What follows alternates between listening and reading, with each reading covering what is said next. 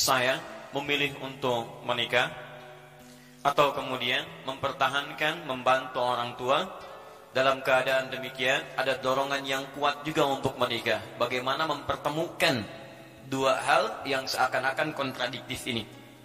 Berbakti kepada kedua orang tua, atau kemudian memilih untuk menikah, tapi saya pikir, saya khawatir punya kekurangan dalam hal berumah tangga, karena harta yang digunakan akan disupportkan kepada kedua orang tua. Seperti orang bicara, khawatir ketika bicara mic-nya kurang jelas, karena mic-nya tidak memiliki kekuatan sound yang cukup kuat, ya. Nah, bagaimana caranya? Baik, mari kita lihat baik-baik teman-teman sekalian. Pertama, ada uraian dalam Al-Quran memberikan isyarat yang sangat tajam, khususnya pada pria-pria yang single, yang sekiranya sudah punya kemampuan sesuai dengan ukuran-ukuran Al-Quran dan Sunnah untuk mengantarkan ke gerbang pintu pernikahan. Maka kalimat Qurannya, ayo tunaikan pernikahan. Wa ankihul ayama. Ya ayo, yang sendirian lebih baik menikah kalau memang sesuai persyaratan, daripada terjebak perbuatan yang kurang menyenangkan. Kemudian lihat baik-baik, melekatkan kalimat soleh di dalamnya. Wa ankihul ayama minkum wassalihina min ibadikum wa imaikum. Bahkan yang merasa statusnya pun terlihat rendah dalam pandangan orang, sudah, nikah itu tidak berlaku bagi yang tinggi dan rendah. Siapa yang sesuai dengan ketentuan, Anda menikah. Iyakunu fuqara yughnihimullahu min fadli. Ini yang kemudian tertuangkan dalam bahasa. Jika Anda sering menduga, khawatir, banyak pikiran ketika menikah, kemudian tidak sanggup memberikan biaya terbaik, maka kata Quran, Anda nggak usah banyak kekhawatiran. Karena hukum Allah itu berbeda antara orang single dengan orang dalam suasana pernikahan. Beda antara orang sendirian dengan hukum keluarga. Hukum rizkinya beda, hukum rahmatnya beda, hukum perhatiannya beda. Karena itulah ayat-ayat yang berbicara tentang yang single itu berbeda keterangannya dengan ayat-ayat rumah tangga. Karena itu kemudian kalimat pertama Allah motivasi, yughnihimullah, ayo saya bikin kamu mampu, bahkan kaya. Tapi ingat, itu bisa terjadi tidak sekedar dengan menikah saja. Awas, jangan kemudian Anda menikah, Anda tidak mendapatkan itu, Anda tuntut Allah. Ya Allah, di mana keadilanmu? Saya sudah menikah, kok tidak lebih baik daripada sebelum saya menikah? Mungkin ada ketentuan yang tidak Anda ikuti. Apa itu? Min fadli. Semua keutamaan yang Allah janjikan itu akan diberikan dari sisinya, dari fadlun keutamaannya. Kalimat fadlun dalam Al-Quran itu tidak hanya menghadirkan reward untuk Anda dapatkan, tapi ada turunan syarat-syarat tertentu yang harus Anda ikuti. Karena itu ketika Allah sampaikan kalimat fadlun, fadlun, fadlun, itu selalu bersanding dengan amalan dan ketentuan-ketentuan yang berlaku. Jadi cukup dan kaya dalam rumah tangga, syarat ketentuan berlaku. Mari kita ambil beberapa contohnya. Bismillah. Ini syarat untuk menulis dengan baik, mesti dihapus dulu. Tak mungkin kita tulis dalam keadaan hapusan. Ya, sebelum menikah pikiran banyak, setelah menikah hapuskan. Bismillah. Baik. Gak apa-apa, hapus sendiri, tulis sendiri. Luar biasa. Udah menikah, ngepel sendiri, alas sendiri. Luar biasa. Alhamdulillah. Ya. Tuh. Perhatikan sini baik-baik. Lihat ya, ini diikat dengan min fadli. Perhatikan baik-baik. Allah berikan Anda menjadi mampu dan kaya min fadli dari keutamaannya. Allah yang kuasa, bukan Anda yang kuasa. Saya yang punya aturan, kata Allah, bukan kamu yang punya aturan. Aturan saya hukum rumah tangga beda dengan aturan single. Baik teman-teman, kita keluarkan hukum pertama dulu. Setiap ada kalimat fadlun, maka sebelumnya selalu ada syarat dalam bentuk amalan. Misal, buka Al-Quran surah ke ayat 29. Kalau mau lebih indah lagi surganya, Quran surah ke-4 An-Nisa ayat 63 sampai 64. Perhatikan baik-baik, kita mulai dari ini. Muhammadur Rasulullah walladzina ma'ahu asyidda'u 'alal kuffar ruhama'u bainahum tarahum ruk'an sujjada yabtaghuna fadla min Allah. Fadla. Kalimat fadlun, fadlun, fadla.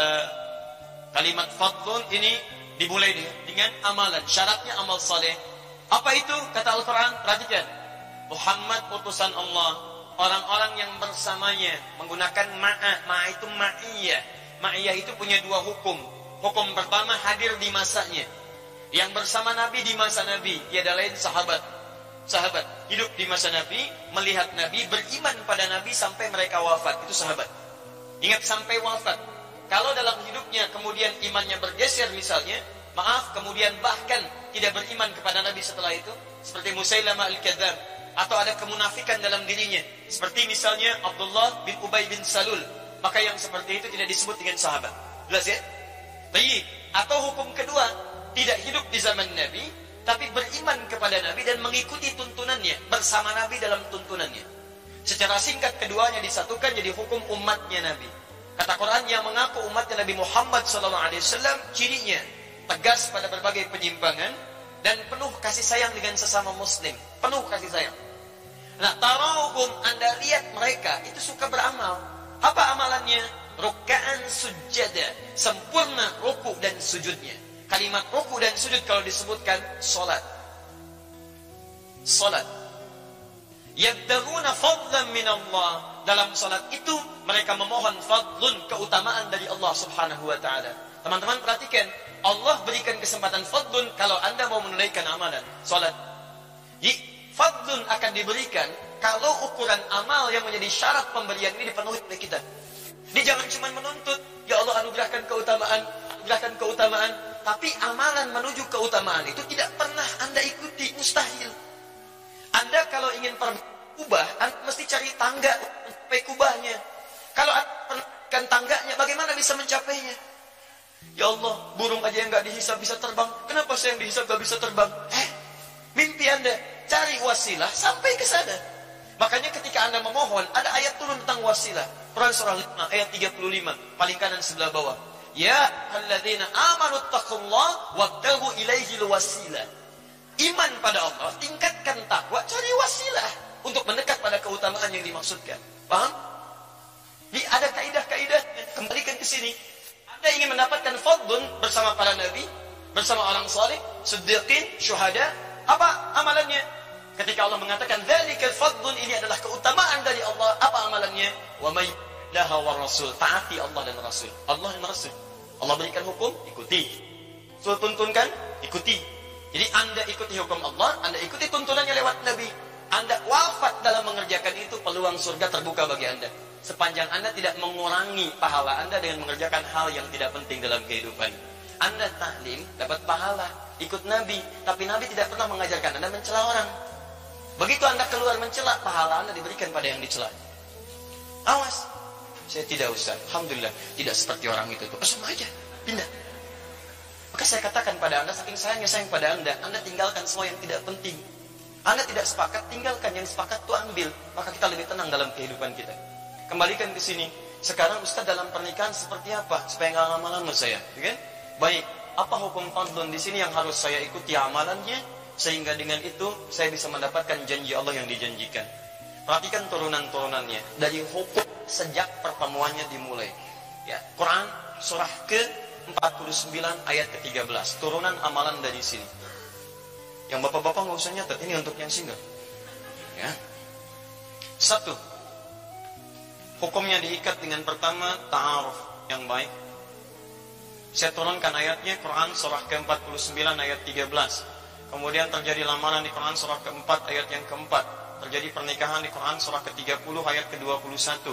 Kemudian pembagian tugasnya di Quran surah ke-4 ayat 34-nya paling kiri sebelah atas.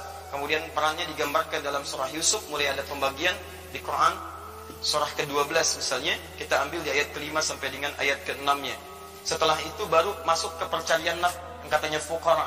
Anda tunaikan saja Quran surah kedua ayat 168. Anda isi dengan iman di Quran surah kedua ayat 172. Kalau pengen lebih cepat, Anda ada di Quran surah ke-7 ayat 96. Kemudian setelah itu kita hapus dulu yang ini. Semoga Allah ampuni dosa orang-orang yang bisa membantu menghapus tapi tidak mau menghapus. Baik, ya. Bismillah. Baik, kita simpan di sini supaya lebih dekat. Baik. Kembali ke sini. Ini jangan khawatir tentang rezeki kata Allah, karena rezeki sudah saya atur di Quran surah ke-22 surah 51 maaf, Quran surah 51 ayat ke-22. Dan ini sudah diturunkan ke bumi di Quran surah kedua ayat 29. Cara mencarinya yang ini. Baik, kemudian kalau ini sudah dicari, maka istri mendukung di rumah. Tadi amalan kembali ke salat, apa kaitan dengan salat? Ada jaminan nanti dipercepat karirnya dengan baik di Quran surah ke-17. Ya, ayat ke-79 sampai dengan 80. Ini tentang tahajud. Orang tahajud diberikan banyak kemuliaan di sini. Dan tingkatkan lagi takwa dengan amalan lainnya supaya rezeki dipercepat dari sisi yang tidak diduga. Quran surah 65 ayat 2 sampai dengan ayat ketiganya. Ya. Ini ayatnya. Gak percaya silahkan amalkan. Antum amalkan, persiapkan dengan ayat-ayat ini. Terjadilah apa yang terjadi, maka Masya Allah. Ada yang dijadikan cukup materinya, tapi kaya dalam hatinya. Itu yang hebat. Ada yang dijadikan kaya suasana hatinya, kaya juga rumah tangganya. Modelnya banyak. Seperti yang pertama, Ali bin Abi Thalib radhiyallahu ta'ala anhu. Sampai pakaian rumah tangganya, sampai sekarang masih ada di abadi di top cafe. Ada, teman-teman sekalian. Pakaian Sayyidah Fatimah, pedangnya Ali bin Abi Thalib, bagian dari kisah perjalanan kehidupannya. Ada.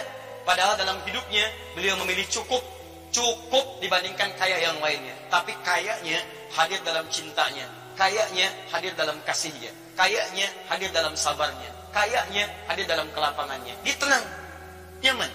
Ada yang kaya luar biasa dan rumah tangga juga nyaman, seperti sahabat Utsman bin Affan radhiyallahu taala anhu. Asetnya banyak, ya pernikahannya baik, mulia, dipandang orang yang paling tawadhu, orang paling pemalu. Kata Nabi sampai datang malaikat Jibril malu sama Utsman. Masya Allah, asetnya sampai ada masih saat ini. Menikah dengan dua putri Nabi. Jadi yang satu meninggal, nikah lagi dengan satunya lagi. Abadi kisahnya sampai hari ini, sampai dituliskan oleh Imam An-Nawawi di antara amalan-amalan yang tadi saya tuliskan itu. Nanti kita runtutkan. Antum pilih mana? Jadi Utsman atau jadi Ali radhiyallahu taala anhuma. Ikuti nilai sejarah di antara keduanya. Yang abu-abu tinggalkan. Oh, dan sudah lewat masanya. Baik. Satu, lihat, saya agak rincikan.